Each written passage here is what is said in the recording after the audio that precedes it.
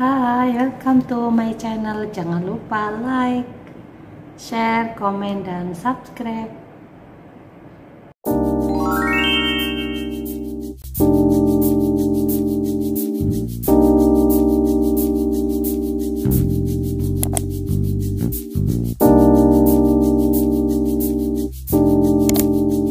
Assalamualaikum warahmatullahi wabarakatuh. Alhamdulillahirabbil alamin. Kita sudah masuk pada materi ke-7, ekonomi internasional, dengan tema faktor produksi internasional dan perusahaan multinasional. Jadi ini ada dua pembahasan, yaitu faktor produksi internasional, kemudian perusahaan multinasional, dengan beberapa pembahasan, kemudian nanti ditutup atau dikaitkan dengan contoh kekinian begitu ya. Yang pertama dibahas adalah tentang mobilitas faktor produksi pada ekonomi internasional. Ekonomi internasional menyangkut permasalahan antar beberapa negara yang meliputi mobilitas faktor produksi seperti tenaga kerja dan modal relatif yang susah atau imobilitas faktor produksi. Yang kedua, sistem keuangan, perbankan, bahasa, kebudayaan, serta politik yang berbeda. Yang ketiga, faktor-faktor produksi yang dimiliki atau faktor endowment berbeda sehingga dapat menimbulkan perbedaan harga barang yang dihasilkan. Mobilitas itu sama dengan pergerakan ya. Selanjutnya yaitu pergerakan faktor produksi internasional. Yang dibahas di sini adalah mobilitas tenaga kerja internasional melalui migrasi. Pergerakan di dalam konteks ekonomi internasional seringkali diidentikan dengan perpindahan barang dan jasa. Ya, namanya juga pergerakan, mobilitas, berarti kan perpindahan ya. Meskipun pada realitasnya berbagai macam fenomena besar yang terjadi di bidang ekonomi internasional seringkali melibatkan pergerakan faktor-faktor produksi di dalamnya. Ya, pergerakannya yang biasa terjadi dalam perdagangan internasional itu adalah pergerakan faktor produksi. Faktor produksinya tadi sudah dijelaskan sekilas ya, ada tenaga kerja, modal gitu ya, meskipun banyak faktor produksi lainnya. Dalam perdagangan internasional, kondisi faktor produksi bersifat dinamis secara kuantitas maupun kualitas. Akibatnya adanya perbedaan laju industrialisasi, sumber daya, dan distribusi kekayaan. Faktor mobilitas tiap-tiap negara berbeda satu sama lain dengan meliputi perpindahan tenaga kerja, sumber daya alam, keterampilan manajerial, teknologi, dan tingkat kebebasan. Oleh karenanya harus terjadi transfer berbagai faktor produksi antar negara sebagai alokasi kapital yang lebih efektif dan efisien sesuai kebutuhan produksi masing-masing negara tersebut. Maka transfer atau mobilitas atau pergerakan antar negara ini sangat diperlukan gitu ya. Transfer kapital meliputi modal, bahan baku, investasi, dan tak terkecuali manusia sebagai tenaga kerja. Tenaga kerja menjadi salah satu faktor krusial dalam dinamika produksi internasional dan pergerakannya dilaksanakan melalui migrasi. Dalam mobilitasnya, tenaga kerja turut mengakibatkan berbagai implikasi bagi ekonomi internasional. Faktor produksi, investasi, modal, sumber daya manusia, tenaga kerja, sumber daya alam, dan lain-lain. Itu ya. Faktor produksi itu apa saja ya Bu? Bingung saya. Itu tadi investasi, modal, sumber daya manusia, tenaga kerja, sumber daya alam, dan lain-lain. Pada pembahasan kali ini yang dibahas hanya beberapa faktor produksi, yaitu sumber daya alam atau tenaga kerja, sumber daya manusia atau tenaga kerja, maaf ya, typo. Tenaga kerja sebagai sebuah faktor produksi tentu memiliki nilai dan substansi yang dianggap mampu untuk menggerakkan perekonomian dunia melalui potensi-potensi yang dimilikinya. Mobilitas tenaga kerja ini pada dasarnya sangatlah bersifat pragmatis dan berkaitan erat dengan insentif, di mana negara yang dianggap sebagai sumber lapangan pekerjaan atau negara yang dianggap memberikan harapan cerah akan menjadi tujuan utama migrasi yang dilakukan oleh para pekerja tersebut. Pastinya ya, kalau kelihatan negaranya itu memberi harapan cerah ya, berkembang tapi kelihatannya sudah mapan gitu ya, hampir mendekati maju, maka negara tersebut akan menjadi tujuan, akan diikuti oleh negara lain untuk tujuan migrasi gitu ya. Selain itu, konsep scarcity atau kelangkaan sumber daya turut menjadi dasar mobilitas tenaga kerja di level internasional, di mana negara kaya akan tenaga kerja adalah akan menganggap negara luar sebagai lahan potensial untuk mengirim tenaga kerja yang mereka miliki ke negara luar yang kaya akan lapangan kerja. Jadi bagaimana suatu negara itu bisa membaca, mengetahui negara mana yang kaya akan lapangan pekerjaan, sehingga nanti tenaga kerjanya bisa migrasi ke sana. Jadi ada perpindahan tenaga kerja menuju ke yang banyak lapangan kerja. Pergerakan faktor produksi internasional adalah sebuah perpindahan yang dilakukan oleh faktor produksi seperti modal atau kapital, tenaga kerja, dan teknologi melintasi batas-batas negara dengan tujuan meningkatkan kesejahteraan sekaligus efisiensi produksi di negara asal maupun negara yang dituju. Ini kalau ada yang tanya pergerakan faktor produksi itu apa. Perpindahan dan pergerakan faktor-faktor produksi kemudian menjadi esensial karena terdapat fungsi-fungsi substitusi dan komplementer di dalamnya. Substitusi itu pengganti, komplementer itu pelengkap. Kedua fungsi tersebut dipengaruhi oleh faktor kelangkaan dan keunggulan komparatif setiap negara, sehingga dapat berpengaruh langsung pada tingkat kesejahteraan sebuah negara. Sehingga pergerakan faktor-faktor produksi yang lintas batas negara kemudian menjadi penting bagi upaya peningkatan efisiensi dan efektivitas perekonomian sebuah negara. Jadi mobilitas faktor produksi antar negara atau yang kita bahas dalam perdagangan internasional ini sangatlah penting ya, ada fungsi komplementer dan substitusi tadi. Migrasi dan mobilitas tenaga kerja di level internasional ya. Ini ada juga artikel lain tentang migrasi, walaupun tadi yang di depan itu juga sudah membahas tentang migrasi faktor tenaga kerja ya, salah satu faktor produksi. Menurut Reinert, migrasi dapat didefinisikan sebagai sebuah perpindahan lintas batas negara yang dilakukan oleh seorang individu atau sekelompok orang, baik secara sementara maupun secara permanen. Ya, lalu masih lanjut, faktor yang mendasari keputusan seorang untuk melakukan migrasi pertama yakni mengenai upah relatif atau relative wage, di mana para tenaga kerja cenderung melakukan migrasi karena mencari upah dan gaji yang lebih besar daripada yang ditetapkan di negara asalnya. Oh begitu ya. Pasti ya, kalau sekiranya gajinya lebih besar ya dia akan pindah.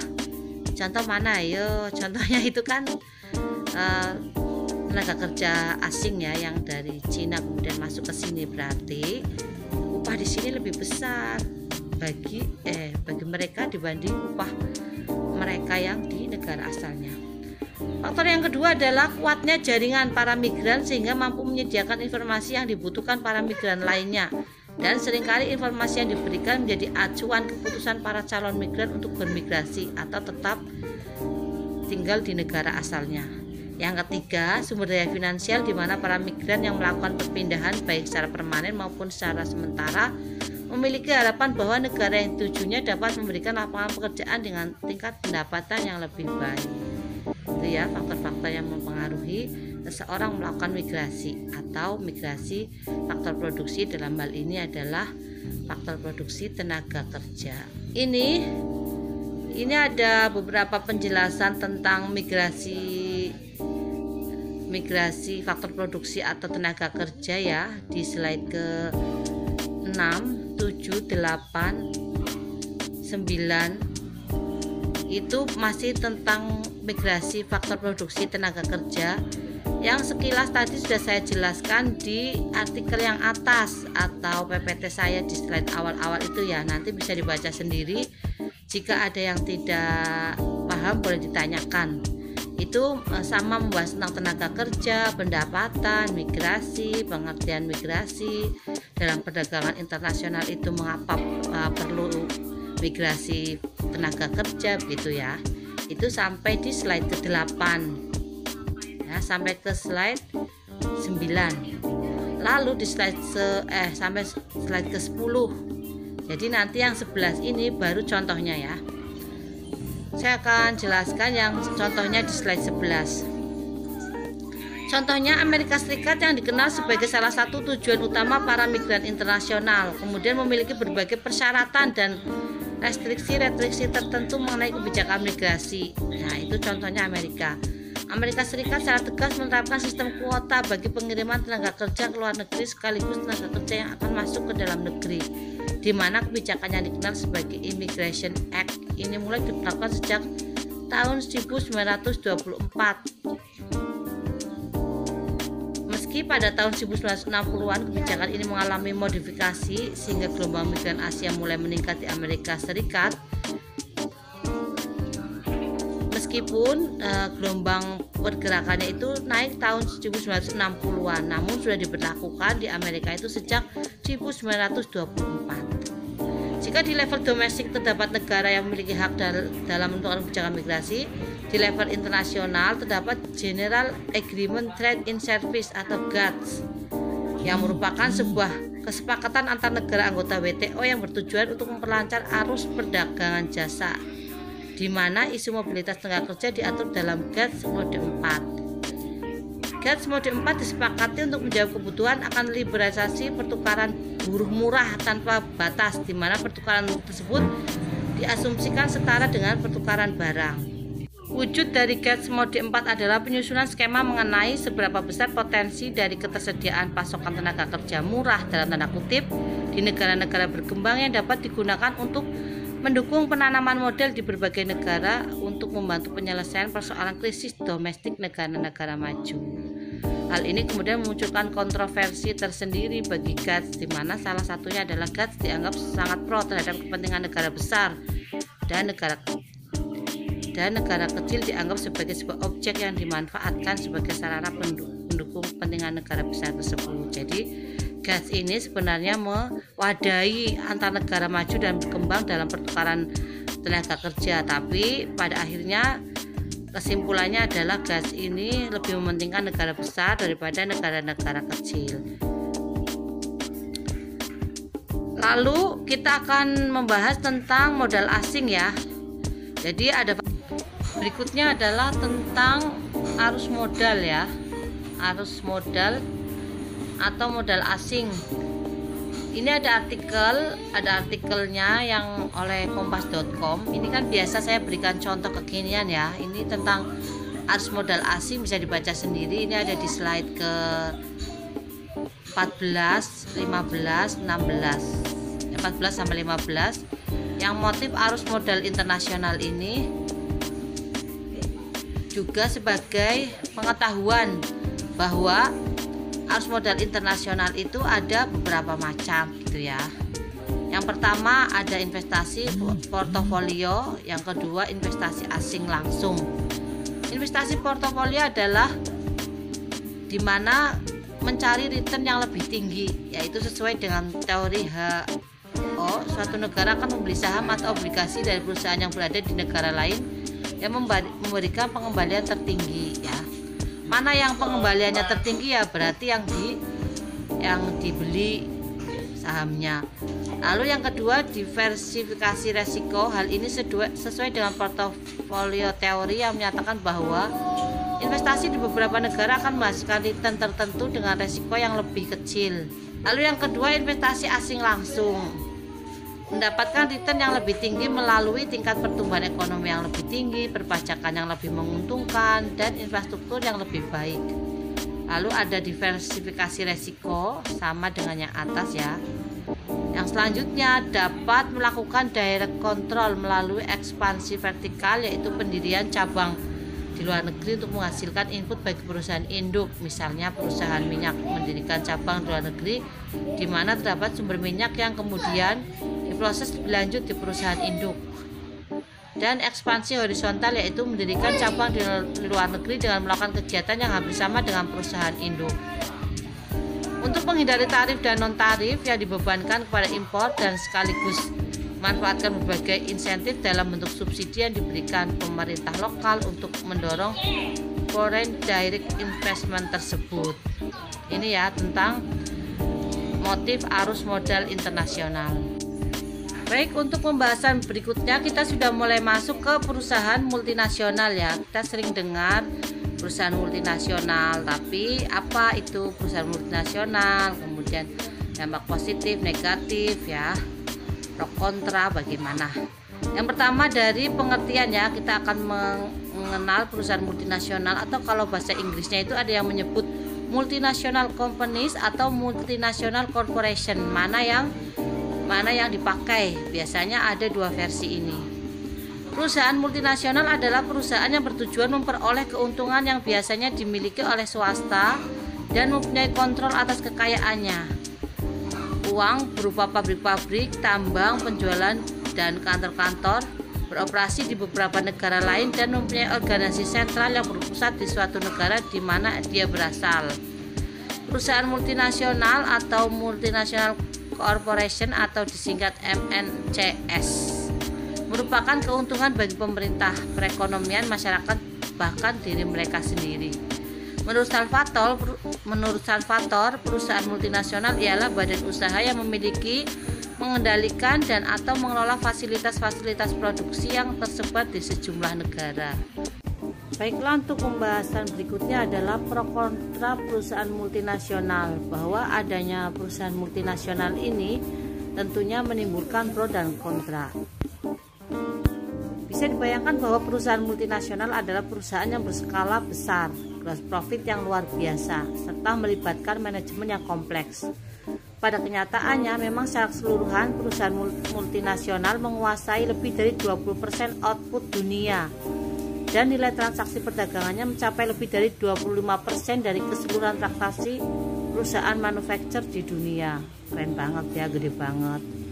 Mungkin juga bisa dikatakan bahwa perkembangan yang paling penting dalam hubungan ekonomi internasional dalam 2 atau 3 dasawarsa ini adalah perusahaan multinasional, di mana lonjakannya yang mengagumkan atas kekuatan dan pengaruh berhasil mereka ciptakan ya. Contoh perusahaan multinasional itu ada produk yang mendunia ya, perusahaannya misal ada Microsoft, Honda, Toshiba, Exxon, Toyota, Sony, semua kenal pasti ya. Bahkan gross profitnya bisa melebihi PDB produk domestik bruto suatu negara, sehingga Indonesia sebagai salah satu negara yang berdaulat yang berusaha memakmurkan rakyatnya juga tidak bisa menutup mata terhadap adanya perusahaan multinasional ini, dimana seringkali di sini perusahaan multinasional dihujat sebagai imperialis model baru, mengisap kekayaan alam dan sebagainya. Tentu hal ini tidak terlepas akibat eksternalitas negatif yang ditimbulkan akibat diizinkannya perusahaan multinasional beroperasi di Indonesia. Hal-hal seperti ini tidak hanya negara Indonesia saja yang mengalaminya, tetapi juga banyak negara lain sebagai tuan rumah maupun negara asal perusahaan. Pelanggaran perusahaan multinasional juga bukan langkah bijak yang diambil, karena di samping memiliki sisi negatif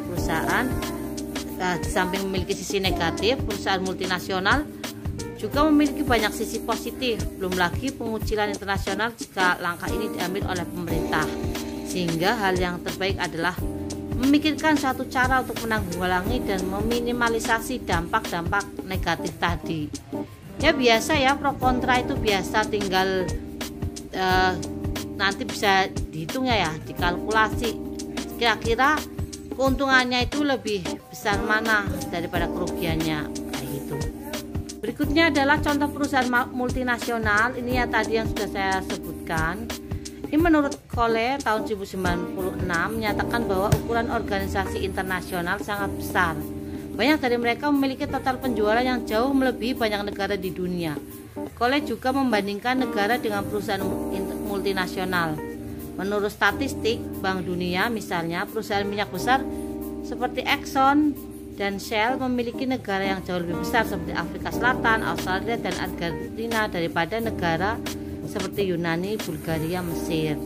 Contoh lain perusahaan multinasional yaitu General Motors, British Petroleum, Ford, dan International Business Machine atau IBM. Perusahaan multinasional ini kita akan membahas tentang keuntungan. Jadi di beberapa artikel atau di beberapa sumber referensi ada yang menyebutnya keuntungan, ada yang menyebutkan manfaat gitu ya. Tinggal kita memahaminya bagaimana. Intinya itu adalah yang berdampak positif ya bagi perusahaan multinasional. Maksudnya dampak positifnya perusahaan nasional itu apa? Yaitu berupa keuntungan ataupun manfaat tadi. Yang pertama, keuntungannya adalah kegiatan ekonomi utama biasanya memiliki investasi modal yang besar. Nah, kalau tidak masuk atau tidak ikut jenis perusahaan multinasional, yaitu berarti modalnya masih kecil ya. Kalau yang multinasional itu pasti modalnya besar. Negara menikmati berbagai produk, layanan, dan fasilitas umum. Yang ketiga, memiliki lebih banyak penciptaan lapangan kerja untuk masyarakat karena produknya besar, modalnya besar, sehingga menyerap tenaga kerja lebih banyak. Yang keempat, kumpulan keterampilan nasional dimanfaatkan secara efektif dan efisien. Yang kelima, teknologi semakin maju karena perusahaan-perusahaan ini memperkenalkan teknologi mutakhir ke dalam bisnis mereka, karena kalau tidak mutakhir nanti ketinggalan dan akan rugi. Tuntutan akan pelatihan ulang dan kemajuan dalam pendidikan rakyat mutlak diperlukan. Hal ini pada gilirannya membantu perekonomian negara. Yang berikutnya, meningkatkan taraf hidup masyarakat, lalu memperkuat persahabatan antar negara dalam perdagangan, yaitu hubungan internasional ya. Melalui perdagangan nasional ini hubungannya jadi lebih erat gitu ya. Lalu neraca pembayaran negara dalam perdagangan akan membaik ya, karena ada pembayaran yang dilakukan atau transaksi yang dilakukan antar negara yang masuk atau yang tergabung dalam perusahaan multinasional itu. Lalu manfaatnya, ini ada yang menyebutkan manfaat ya. Menurut Davis 1989, ada suntikan penting ke dalam ekonomi lokal terkait investasi. Nah, kalau ada perusahaan multinasional masuk, jadi ada suntikan investasi. Memanfaatkan sumber daya alam negara secara maksimal. Diharapkan sumber daya alamnya dimanfaatkan secara maksimal, bukan mengeksploitasi. Membantu memperkuat persaingan domestik. Diharapkan juga begitu, yang ada di domestik itu semakin kuat. Misalnya produknya yang di lokal domestiknya itu apa, nah itu diperkuat. Perusahaan multinasional adalah sumber keahlian teknis yang baik. Mereka adalah sumber teknis yang baik. Jadi kalau tidak baik ya belum bisa disebut perusahaan multinasional ya. Yang berikutnya, perusahaan pasar, perluasan pasar di negara tuan rumah ya. Jadi memang ada perusahaan multinasional itu bisa memperluas pasar di negara yang didatangi atau yang ikut kerjasama gitu ya. Setelah tadi dampak positif, tentunya kita akan membahas juga tentang dampak negatif ya, biar imbang. Biasa kalau dalam satu hal itu ada pro kontra, ada negatif positif. Selanjutnya dampak negatif ya, dampak negatif atau kerugian perusahaan multinasional. Menurut Salvatore paling tidak menyebutkan 6 dampak ini ya dalam bukunya. Dampak terhadap asal, dan yang kedua dampak terhadap negara tuan rumah. Ada 2 dampak negatif. Saya jelaskan dulu.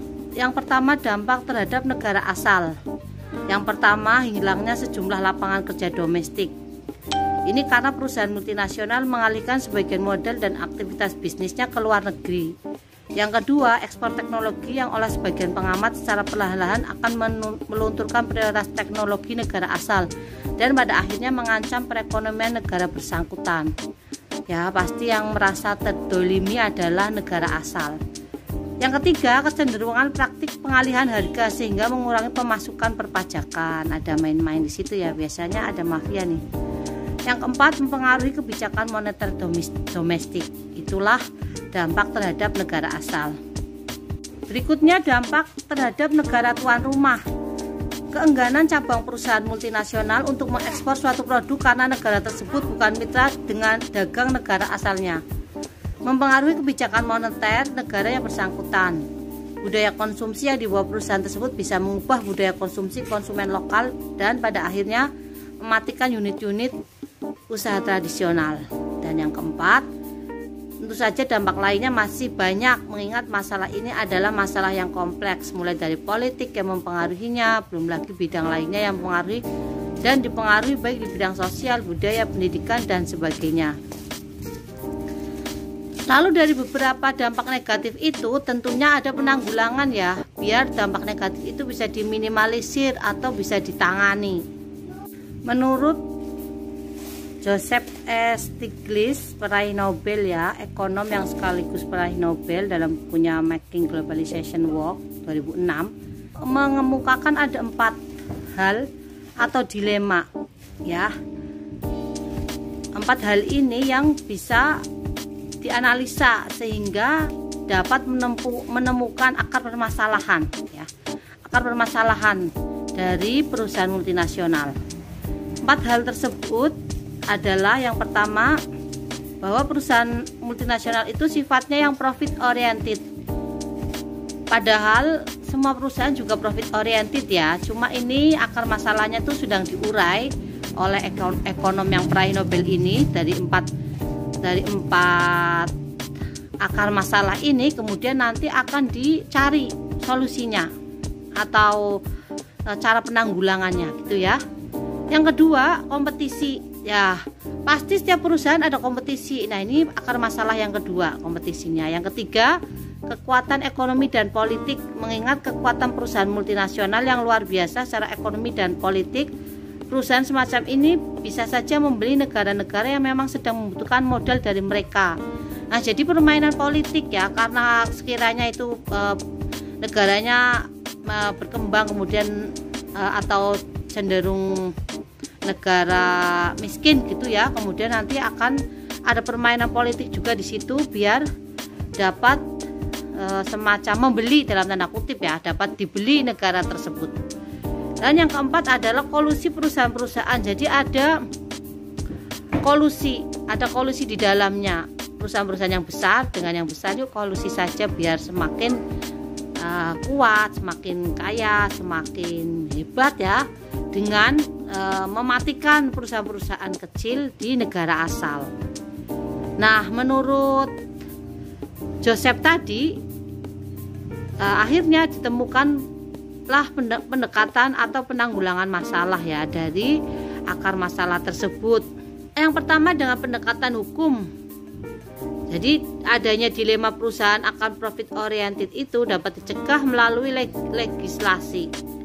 Bisa melalui peraturan perundang-undangan, kemudian standar bisnis perusahaan yang diatur secara rinci, secara detail, secara memuaskan semua pihak gitu ya, melalui hukum yang berlaku. Yang kedua, pendekatan sosial dan etika. Nah, pendekatan ini tuh semacam ada etika yang dijaga agar tidak serta-merta perusahaan multinasional ini dengan seenaknya membeli dalam tanda kutip perusahaan-perusahaan kecil di negara-negara miskin gitu ya, atau di negara asal yang akan melakukan perusahaan yang sedang melakukan bekerja sama pada perusahaan multinasional. Penanggulangan yang ketiga yaitu pendekatan melalui transformasi politik. Nah, ini ada transformasi politik, bagaimana cara meredakan konflik di beberapa negara atau di negara-negara yang bersengketa, misalnya begitu. Lalu adanya negosiasi, non kekerasan dan sebagainya, itu melalui pendekatan atau penanggulangan masalah yang ketiga menurut Joseph tadi ya. Itulah menurut Joseph tadi yang beberapa dampak negatif, kemudian cara penanggulangannya agar dampak negatif tersebut segera diatasi atau segera hilang. Nanti sebelum masuk ke contoh-contoh kasus pencemaran lingkungan atau contoh-contoh dampak negatif dari perusahaan multinasional, itu di sini saya juga menyertakan dalam PPT saya itu tentang 5 cara dalam hal pengaturan perusahaan multinasional demi penghindaran efek buruk ya. Ini nanti bisa dibaca sendiri bagaimana Nopirin dalam bukunya ini mengungkapkan cara-cara dalam pengaturan perusahaan multinasional agar menghindari efek buruk. Ini sama dengan penanggulangan masalah yang menurut Joseph tadi, tapi ini ada 5. Kalau yang menurut Joseph tadi kan ada 3. Ini nanti bisa dibaca sendiri ya, sampai ke slide ke-32. Berikutnya adalah contoh-contoh kasus ya, mengapa perusahaan multinasional ini memberikan dampak negatif bagi beberapa negara. Ini nanti ada juga contoh yang Indonesia. Contoh kasus pencemaran lingkungan akibat adanya perusahaan multinasional, yang pertama itu adalah kasus Bhopal ya. Bhopal ini ada di India, tepatnya di kota Bhopal. Perusahaan multinasional yang bernama Union Carbide mengalami kebocoran gas beracun ya. Ngeri banget ya, gas beracun. Yang kedua, kasus Managua Nicaragua ya, di negara Nicaragua ini sebuah perusahaan multinasional Amerika Serikat dengan nama papan perusahaan Electroquímica Penwalt yang memproduksi bahan kimia berupa klorokalkali melakukan pencemaran merkuri. Ada merkuri ya di Riau Managua, sehingga menyebabkan 307 orang pekerjanya mengalami keracunan merkuri ya. Ini juga masuk ke pencemaran lingkungan. Yang ketiga, kasus Minamata Jepang. Kasus Minamata Jepang ini sempat menjadi berita aktual berskala internasional pada masa itu, karena di sebuah danau di kawasan Jepang telah mengandung metil mercury compound, limbah dari sebuah perusahaan Minamata Factory of Chiso Corporation ya. Karena ini juga ada pencemaran danau, ada merkurinya di situ ya. Lalu yang terakhir adalah kasus Tugurejo Indonesia. Ini ada Indonesia ya, mantap jiwa. Masuk juga di sini, tapi ini kasus pencemaran lingkungan. Perusahaan multinasional Mitsubishi dan Showa Chemical pada tahun 76 sampai 79 mencemarkan lingkungan dan merusak ratusan hektar tambak ikan dan sawah penduduk di Desa Tugurejo, Randu Garut, Semarang. Perusahaan Jepang ini merupakan salah satu perusahaan multinasional Jepang yang beroperasi di Indonesia, yang mana mereka kebanyakan bergerak atau mengusahakan industri kimia dan logam berat ya. Ini pencemaran lingkungannya itu rusak tambak ikan ya, tambak ikan yang ada di sawah juga, sawahnya juga terkena ya. Nah itu tadi sudah dijelaskan semua tentang pencemaran lingkungan akibat perusahaan multinasional, kemudian tentang sejarah dan ruang lingkup perusahaan multinasional sudah saya kirim di jurnal ya, berbentuk jurnal yang sudah saya kirim di kelas, sudah saya kirim di grup WA. Demikian penjelasan saya tentang materi pada kali ini tentang faktor produksi internasional dan perusahaan multinasional. Semoga bermanfaat. Mohon maaf bila banyak kekurangan. Wassalamualaikum warahmatullahi wabarakatuh.